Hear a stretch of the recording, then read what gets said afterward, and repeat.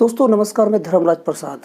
जैसा कि मैं अपने वीडियो में कुछ खास, कुछ अलग, कुछ ऐसी चीज़ लेकर हमेशा आता हूँ जो कि बाकी लोगों की नज़रों से छूटते रहती है, जो लोगों के ध्यान में तुरंत नहीं आता, लेकिन वो इतना महत्वपूर्ण होता है, वो इतना इम्पॉर्टेंट होता है कि हमारे जीवन के हर पहलू को बहुत ही ज़्यादा तगड़े तरीके से प्रभावित करता है।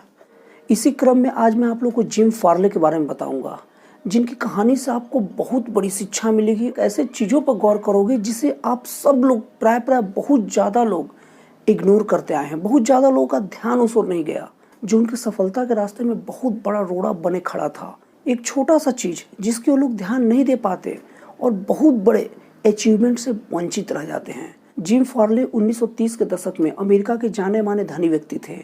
एक किस्सा तब शुरू होता है जब उस वक्त के प्रसिद्ध मोटिवेटर श्री डेल कार्नेगी जी जिम फार्ले का इंटरव्यू ले रहे थे।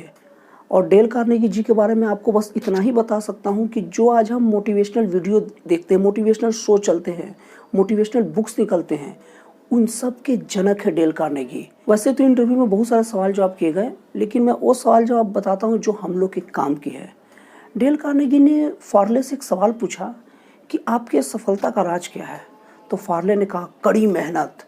आगे बोलने से पहले ही डेल कार्नेगी ने बोला, यार मजाक मत करो, बताओ। तो फिर फार्ले साहब कहते हैं कि आप जब इतना समझ ही गए हो कि जब मैं कड़ी मेहनत बोला तो आप मजाक मत करो बोल के मुझे रोक दिया, तो आप ही बता दीजिए सफलता का राज क्या है। तो डेल कार्नेगी ने उन्हें कहा कि सुना है कि आपको 10,000 लोगों का नाम याद है। तो फार्ले ने कहा कि आपने गलत सुना है, मुझे 50,000 लोगों के नाम याद है।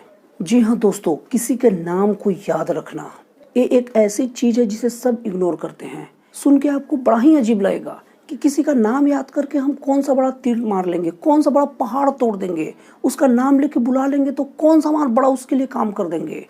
लेकिन मैं आपको रोकूंगा, लेकिन मैं आपसे माफ़ी मांगते हुए आपको रोकना चाहता हूँ। आपको मैं एक चीज़ बता दूँ कि इस दुनिया में किसी के लिए सबसे मधुर स्वर होता है तो उसका नाम ही होता है।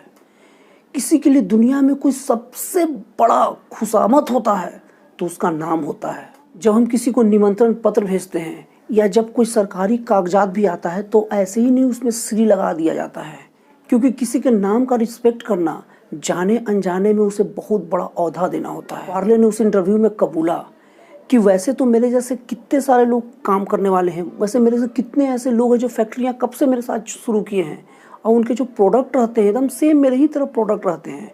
लेकिन मुझ में एक बात ऐसी थी जो किसी में नहीं थी, और वो थी कि मैं अपने पूरे कर्मचारियों को नाम से बुलाता था। चौंक जाता था, कोई नीचे लेवल का कर्मचारी चौंक जाता था कि ये मेरा नाम जानते हैं। वो घर में रात भर सो नहीं पाता था कि ये मेरा नाम जानते हैं। और इस बात में कितनी सच्चाई है इसका मैं सबूत दे सकता हूँ, जिसे आप खुद भी मानेंगे। आप कल्पना कीजिए कि प्रधानमंत्री श्री नरेंद्र मोदी जी आपको आपका नाम लेकर बुला दिए, वो कोई घोषणा कर रहे हैं और पर्सनली आपका नाम ले लिए, तो आप कितने दिन तक सदमे में रहेंगे ये आप खुद ही जानते हैं। प्रधानमंत्री जी की बात को भी किनारे कर लीजिए। आपके मुख्यमंत्री अगर आपके क्षेत्र में कभी घूमने आए और आपको देखे और बाय नेम आपको संबोधित कर दे तो आप कई दिनों तक खुशी के मारे फूलों नहीं समाइएगा, आपका पैर जमीन पर नहीं रहेगा। भले किसी को बता नहीं पाइएगा, लेकिन आप ये बात जरूर बोलिएगा कि अरे यार वो मेरे को जानते हैं, मेरे को नाम से बुलाया यार, कुछ तो बात होगा। मुख्यमंत्री को भी छोड़ दीजिए, आपके क्षेत्र के कलेक्टर अगर आपको बाय नेम बुलाए तो आप चौंक जाइएगा, आपकी खुशी का कोई ठिकाना नहीं रहेगा। तो दोस्तों इस बात को छोटी चीज़ ना समझे। और हाँ, फार्ले ने एक कदम आगे बढ़ के और बताया कि मेरे जितने जो कस्टमर हैं, जितने कस्टमर का डेली मेरे से मिलना जुलना होता है, मैं उसके नाम को याद कर लेता हूँ।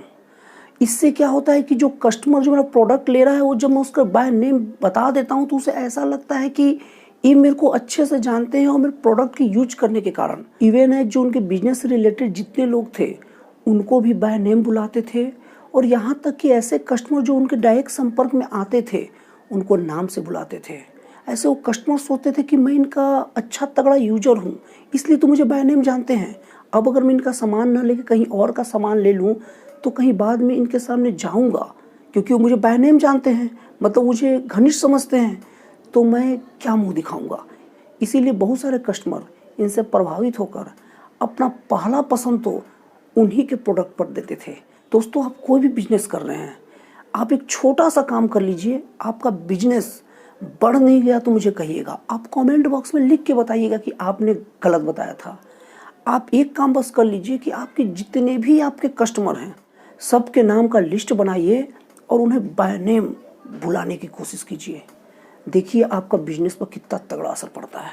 और फार्ले ने उस इंटरव्यू में एक बात और कही थी, उन्होंने ये कहा था कि जिस किसी कस्टमर का या जिस किसी मेरे साथी का या बिजनेस पार्टनर का नाम थोड़ा फुटांग रहता था, थोड़ा उल्टा सीधा रहता था, तो मैं प्रैक्टिस कर लिया करता था उसके नाम को अच्छे से बोलने की। तो दोस्तों, इससे आप इस गंभीरता को समझ जाइए कि किसी का नाम बहुत बड़ा चीज़ होता है।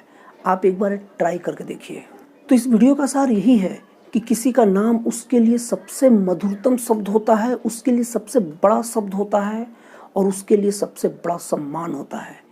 इसलिए आप जब भी किसी से मिलिए उसका नाम लेकर बोलिए। इससे देखिए आपका समाज में और बिजनेस में कितना ऊंचा दर्जा होता है। तो दोस्तों, आपको मेरा वीडियो कैसा लगा, अच्छा लगा या खराब लगा, कमेंट बॉक्स में ज़रूर लिखिएगा।